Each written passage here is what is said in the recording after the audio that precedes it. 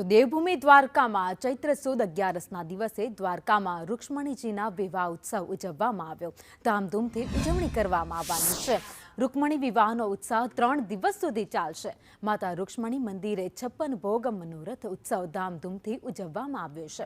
ભગવાન દ્વારકાધીશ અને રૂક્ષ્મણીજીના આ વિવાહ વરઘોડા પ્રસંગમાં મોટી સંખ્યામાં ભક્તો પણ જોડાયા। તો ભગવાન દ્વારકાધીશનો વરઘોડો જગત મંદિરથી મુખ્ય રસ્તાઓ પર થઈ રૂક્ષ્મણી મંદિર જશે અને ભગવાનના વરઘોડામાં ચાંદીની ચલણી નોટોનો વરસાદ પણ કરવામાં આવ્યો।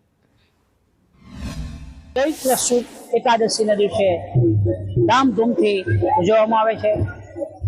ભગવાન દ્વારકાધીશની જાન અને ભગવાનનો વરઘોડો ચૈત્ર સુદ 11ના દિવસે લગ્ન હોય છે। આગલે દિવસે એટલે કે આજે તારીખ 7/4/2025 છે સાંજે ભગવાનનો વરઘોડો નીકળે ગામમાંથી ત્યાં બીજા દિવસે ચૈત્ર સુદ 11ના દિવસે ભગવાનના અને રૂક્ષ્મણી માતાજીના લગ્ન થાય, પાણી ગ્રહણ થાય। આગલે દિવસે સવારે મંડપ મુહૂર્ત, અગિયારી અને માતાજીનો 56 ભોગ આ રીતે ઉજવવામાં આવે।